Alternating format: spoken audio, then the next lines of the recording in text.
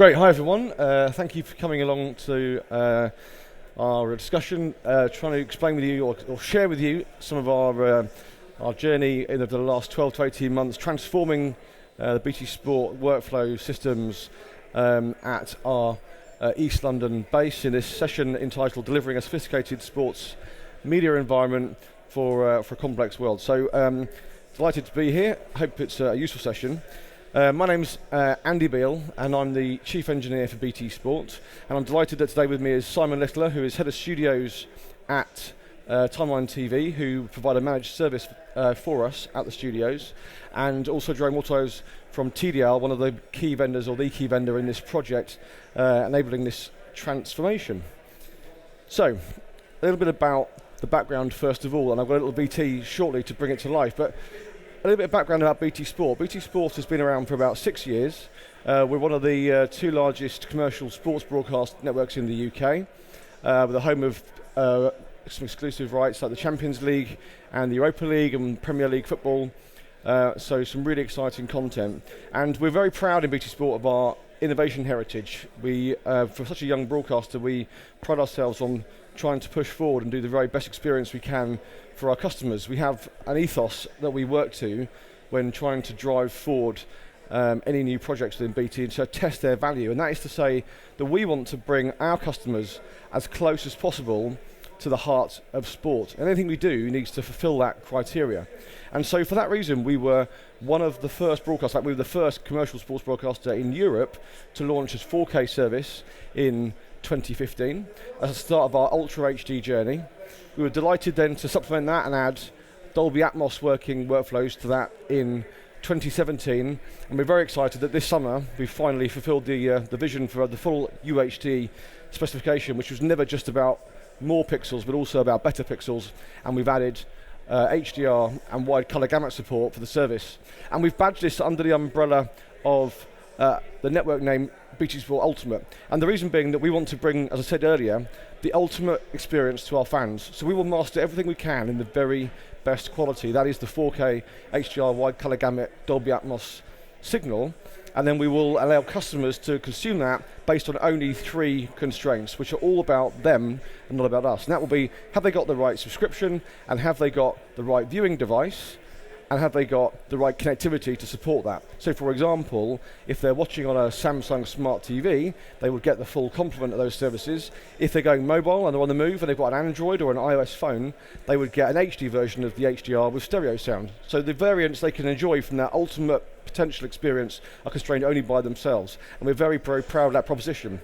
So as we migrate from a fairly traditional HD, 5.1 maybe, bit of stereo world, into this new world of multiple formats and always progressing and pushing forward, we needed to transform our key workflow systems at Stratford. We needed to move into a system that was no longer constrained by single file workflows, single codec, which is very non-agile, very locked in, and very long lead time in terms of the ability to make changes to it.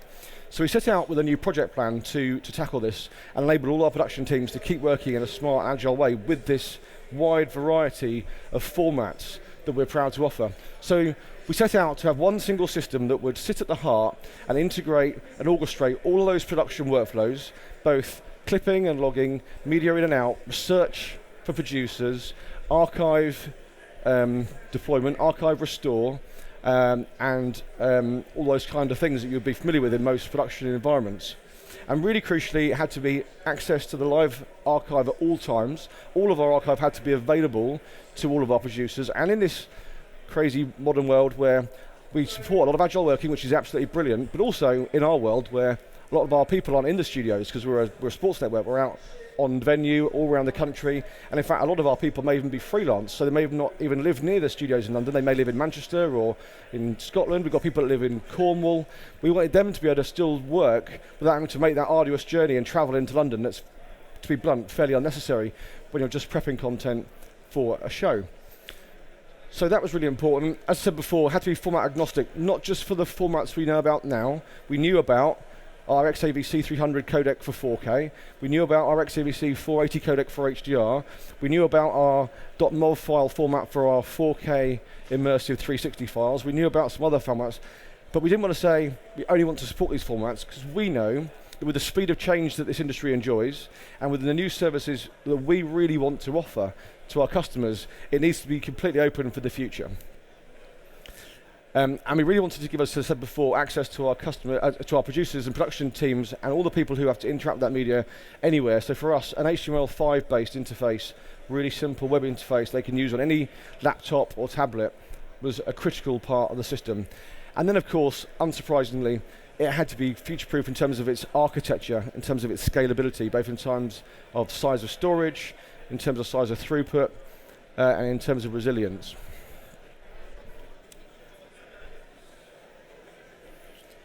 This is a short BT just to try and explain and bring to life the BT Ultimate experience that I've just described, and hopefully you'll understand why we were so keen to have support for these formats. Oh, that hasn't worked, so apologies. No. Just need use this one. Ah. Yes. Hopefully that'll work. Just click forward. Play next, yeah. The ultimate sport needs the ultimate channel. And now it's here. BT Sport Ultimate. Whatever device you are watching on, BT Sport Ultimate maximizes the best of HDR, UHD, and Dolby Atmos. BT Sport Ultimate will give you the ultimate experience. Unleash your viewing potential. BT Sport Ultimate, available now.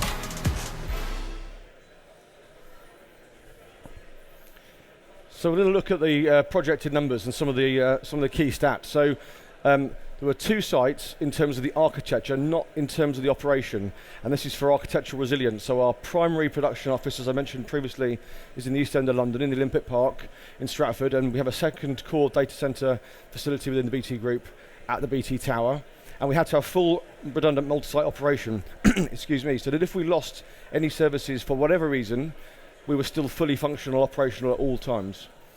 We're taking in a lot of live feeds. We're a big sports network with lots and lots of feeds, so 32 to 50 live ingests at any one time, some of those UHD, some of those HDR, as well as a lot of HD formats. A lot of edit suites, so we've got 24 live edit suites, but also there are more edit clients than that actually running because of all the supporting operations that some of the production and edit support teams run. We have over 60 file destinations or target destinations for this media, whether that's internally into other systems like post and reversioning and finishing, or out for outgest to the OB, or live file transfer to our playout partners, of which we have 2 or 3, or our VOD deliveries to our multiple platforms, be it set-top box VOD or OTT VOD. There are a lot of places that the content has to get to, and get to in a very quick and timely fashion due to the nature of our channel. We've got 3 large studios, and we had a large legacy from our previous 5 or 6 years. We had 8.5 petabytes of legacy archived content from all of that previous working, which had to be migrated off the original LTO6 system and recatalogued and archived in the new database and migrated onto the new LTO disks that were put in. And that was migrated at a speed of about 35 to 50 terabytes a day. So a rapid project. We were going through this quickly. Totally, so far we have a unique user base of 325, and I'm absolutely sure that will grow as we get more agile and smarter working. That's going to have to keep growing, and it came back to my point about the need to be able to scale that volume up when that happens. There are 354 unique different workflow orchestrations happening at any one time in the background. And annually, BT Sport covers over 10,000 events. So all these workflows and all these targets are being supported by all these amazing live events that we're lucky to enjoy on our platform. So before, it was a fairly traditional architecture. Lots of siloed project file workflows. So a post-production workflow that was reasonably aligned, of course, to its native EVS system, a file storage system, but it was very much content in silos, content pushed between silos and moved around as it saw fit, eventually ending up at archive or coming back out, but not centrally orchestrated and centrally stored. So we moved to this new centralized workflow powered by Tedial, and Jerome will speak a little bit more about this, I'm sure, in a minute, where everything is stored centrally and managed centrally and accessed centrally under the control of the Tedial Evolution MAM system. And we can push out and interact with all those edge workflows and cases from one single place. And as I mentioned before, that is driven through an HTML5 interface. So the key benefits of the MAM for us. Content security is absolutely critical, no surprise, in this day and age. So it had to be enabled to protect the content, not just from a content breach perspective and an antivirus perspective, but also from the perspective that we're looking after. We're guardians of some very high value content. We've got content from the likes of, as I said before, UEFA, the Premier League, to name a few, and keeping that content secure to maintain the correct value for the other rights holders is really important. Both live and online, so incoming live files, online content and archive content, all has to be accessible from the same place, from the same platform, from the same interface. So there's a one transparent operating layer for all those users, irrespective of where they are, whether they're in the building, on location at an AB, or working at home, or working in a Costa coffee shop or a hotel, anywhere in the world. Centralized workflows that can be much more efficient, rather than stringing together lots of contingent workflows which are dependent on each other, running and orchestrating in different places, pulling them all into one place to shorten the media journey through those workflows is a really critical thing. And then the integration of that deep archive into the overall production process, so it wasn't about going to find archive on one system, bringing it back, and then dealing with it in an interim system, and then perhaps pushing it into a production system or a post-production system for delivery. Doing it all from this one place is really key to making sure that we can continually improve the experience. And ultimately, what that means for our teams is they have more time to do a better job creatively. They can find clips quicker, they can find more clips, they can make better, more compelling content, they can tell better stories which engage them. And again, to my earlier point about the content formats, with better storytelling we bring our customers closer to the heart of sport. And lastly, the centralized system has the massive benefit for our support teams that they enjoy one centralized place for monitoring and support, which reduces fault resolution and diagnostic time. I'm going to show one more quick video which explains the MAM in detail, and then I'm going to welcome Simon Littler from Timeline TV to explain their role in integrating this project.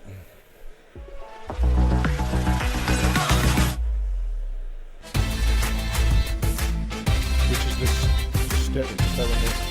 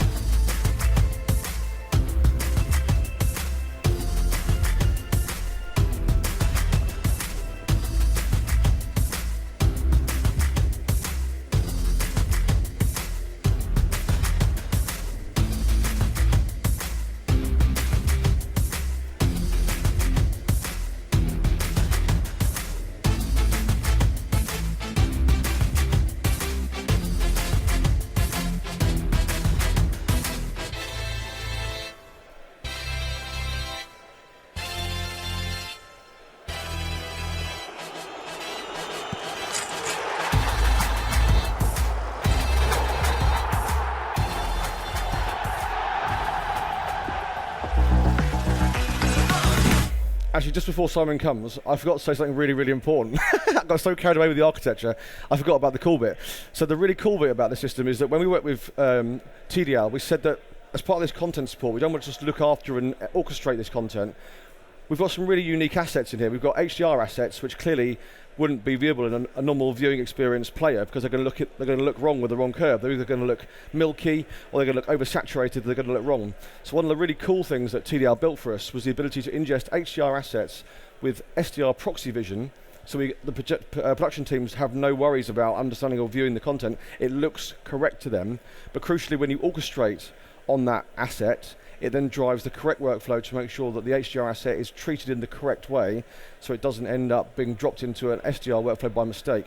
And the second really, really cool feature that we're very excited about is that, again, if ever you tried to handle VR360 assets, which are equirectangular files, if you watch and view an equirectangular video file on a normal video player, you just see this weird folded out map and you really can't see what's going on in the content. It's really, really hard to see what's happening.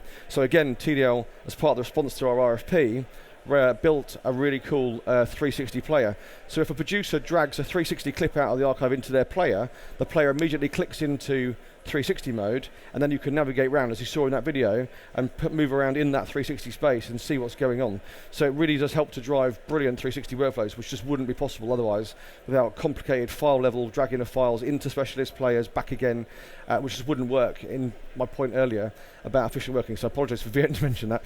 Simon, over to you, sorry. Hello. I just want to speak briefly about Timeline Television as a company and our role in this integration of Tedial Evolution at BT Sport. We are delighted to be the technical partner of BT Sport. Andy's a visionary engineer who helped us and worked very closely with us in the early days, set out a vision and a huge technical challenge to Timeline in setting up the initial PAM system.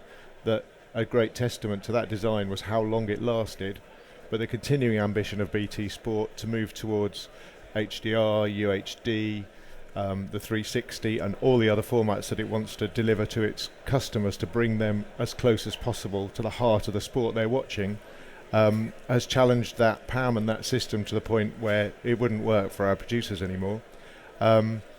We work supporting production companies, BT Sport, BBC, ITV and many independent companies all over the world, and in our studios that we operate for BT at Stratford, and we have a broadcast centre at Ealing. So very quickly around our business, we have specialist post-production departments, and out our broadcast fleet. Also they do flyaway kits that does such as horse racing in Dubai. We're covering the Sail GP currently remotely, one of the most advanced remote productions in the world at the moment. So it was produced and directed from our Ealing Broadcast Centre when the action was all happening in Sydney, the other side of the world. And my part within that business is running the managed service team that supports the engineering team that support Andy and the operations and productions at BT Sport. We had this huge project, and as ever when Timeline and BT Sport get together, we set ourselves very challenging timescales. We tried to do this huge MAM. We delivered this huge MAM in less than 9 months. By knowing all those workflows, by knowing the people involved and what they want to do, our technical solution architects and right from the managing director of the company down, people really truly understand the media workflows involved and the production's ambitions and how to put those together. That was really important for the success of the project. And innovation has always been very much the core of what Timeline do as a technology partner. Being the technology partner to BT Sport has always set us the highest possible challenges, and together we chose Tedial Evolution as the MAM in a very big selection process before we set about on this project to deliver this. It was a journey with a lot of aspects to it, all those that you would expect. We started off with design workshops in May 2018, and we were working towards a go live in February this year. Andy has mentioned the huge amount of many petabytes of data that were migrated over that time. We started off in the very first instance with designing the migration workflows and setting those in motion, because we knew it was going to be very important to have most of the media already there in order for production teams to migrate into using the interface and enjoying being able to see all their media of every kind on one interface. We as a company then, working to the recommendations of Tedial, put together the platform and networking architecture to support the whole system, and worked on all those integrations. 354 workflows takes a lot of setting up. 354 integrations, sorry. All the workflows, some of them use many of those integrations. So configuration was absolutely critical, and continuous communication through that whole process. I can't really emphasize how much it's important that both clients, MAM provider and technical partners all work very closely together and talk to each other every day throughout a project like this to ensure success and that every issue is dealt with over the time. We are delighted now that the users at BT are now working with their MAM, largely replacing the work for browsing all archive content and pulling it back to edits.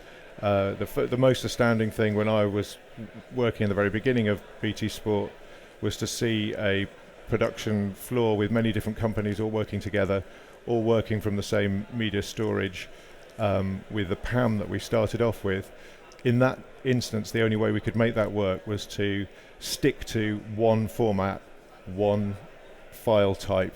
Now we have this system where all the media that has been generated and the ability to serve the digital teams and other teams from one interface is a great success story. And we thank them for their partnership. And I'd like to hand over now to Jerome, who's going to talk about where we're going to go with the future of this MAM to take it on to help BT deliver even more heartful content to their viewers. Thank you. Thank you, Simon. So I think that Andy and Simon have both insisted on something which is really important to this project, was the format, the fact that the MAM should be agnostic and everything. So the MAM there is future-proof in terms of all these kind of different flavors of formats that you can handle in there. So what was really important for BT was that when they invest into one technology one day, is that they are not locked up with the current existing workflows and everything, which is really important for them, was that maybe that tomorrow they're going to handle 6K, 8K, whatever. So we need to have a solution where you are completely agnostic to this format. So Andy talked about the 360 with the player and all these things. So this is the kind of solution where you are completely agnostic to anything. So we can digest any kind of content. This is really important.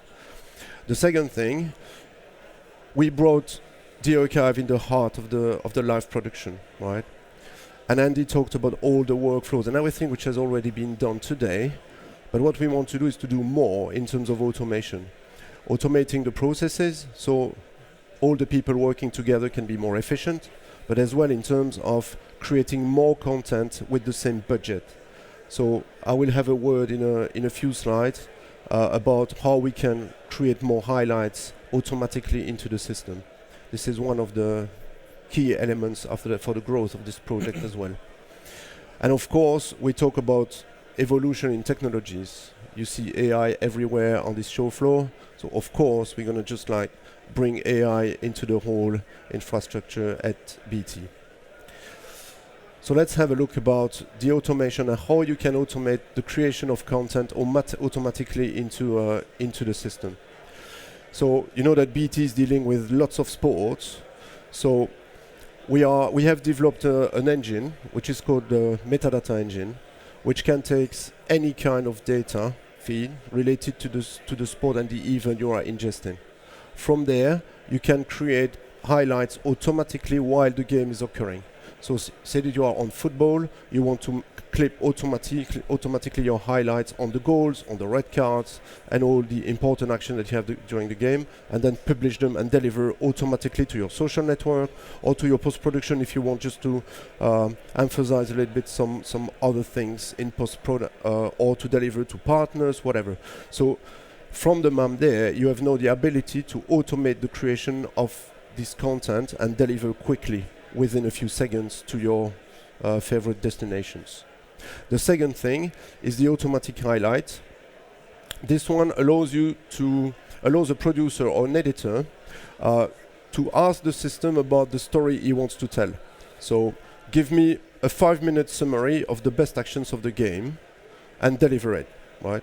Or say that we have a Formula 1 Grand Prix, you want to emphasize how Hamilton has won the race. So say, okay, build me a highlight about Hamilton, 2 minutes, that I will deliver to the BT website, right? So we can handle with Smart Live and the metadata engine, we can handle in-game highlights, multiple game highlights. And also it's going to be really interesting for BT this multi-game possibility, because as we are managing the whole archive, and they have all metadata about everything inside the archive today, it gives them a precedent and very interesting view about creating highlights on everything which is sitting in the archive. So if you want to get like all the goals that one specific player would have scored during the whole season, then in just 2 seconds you can package a highlight about this and distribute it. You know, so this is really the kind of things which will improve also the storytelling that BT can propose to their viewers. And finally, AI. So how do we see AI in this project? So we don't do AI just for the sake of AI. What we want is that we use AI in order that you bring a real editorial value to the production team. So the way we do it is that you just take video files, audio files, you enter all the things into the metadata engine. So your AI will give you like face recognition, close-up shots, these kind of things, sentiment analysis, can recognize objects, whatever. And then you mix it up everything in the metadata engine, and you take only the relevant piece which makes sense in terms of editorial for the production team. So if I take an example, say that you have a game which is Manchester City against Barcelona on the Champions League, and then Barcelona loses the game, right? You're going to package a summary, which is maybe a 3 minutes or 5 minutes piece of the game, and then in the end, you just want to get like the face of Messi, which is like some kind of angry or disappointed or whatever, in order that you give like the heart of the game from the Barcelona point of view, for example, right? So your AI will give you all the information about that, and then you can integrate the fact with the sentiment analysis. You can just like, in just a few seconds, have the face of Messi angry directly into your highlight. So that's the kind of things. We do also speech to text.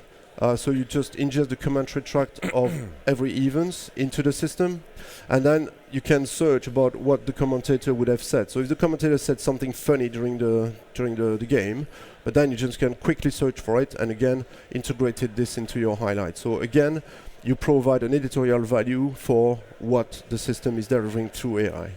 Okay. I'm gonna hand over again to Andy, maybe for the conclusion. So I think that's... So just very quickly to wrap up then, thank you, Jerome. The conclusions from our project, very pleased that the project was delivered both on time but also on budget. A really smooth transition for what is a complicated project. I've just noticed actually the 8K VR camera here, so we're just adding 8K VR assets that are there, exactly to Jerome's point, this season coming. And the crucial thing is, it's not just about time, and it's not just about money, it's about impact on production. It's about impact on those people who are making the stories and connecting with our audiences. And for them, they had a seamless journey. They didn't were held up, have to have parallel complicated workflows or loads of disruption. They carried on doing their thing, and as soon as we were ready to switch over, it was a very fast switch over in a matter of, well, just days. Bit of training, which was half a day per user, and then they're straight onto the system and working. And then what's really interesting for me is the opportunities, and we found some which we expected, but I'm absolutely convinced, and I think when we add the AI and the machine learning, we're going to find new things we haven't even thought about. But we've already highlighted we can now do much better remote production workflows, which enables a lot better agility in terms of diversity of people, not just having to live close to our office. We can now employ people from anywhere. Quicker responses, and crucially, real-time access to the whole library in our outside broadcast trucks. So if we have a case, a breaking story, a player in training in warm-up breaks their ankle or has an injury and is sidelined before the game, you need to be able to respond editorially to that story. And very, very quickly, the OB teams can go into the library, find the relevant clips, and maybe a similar injury or maybe the same player before. To tell that story, they can find it, restore it, and bring it back into the OB really, really quickly. It's adding value to productions. As I said before, it's future-proof, and we're going to just add this 8K this year. Really easy now to do.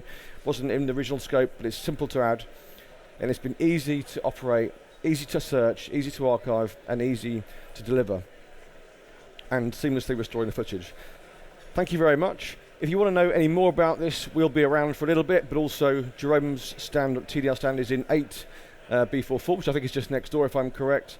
BT Sport also has a stand outside in the AB compound where I'll be for some of the time, and Timeline have some representation. So if you want to know more, please do come and find us. I'm on LinkedIn, and I'm sure these guys are as well, so feel free to contact us and ask questions, and thank you for listening.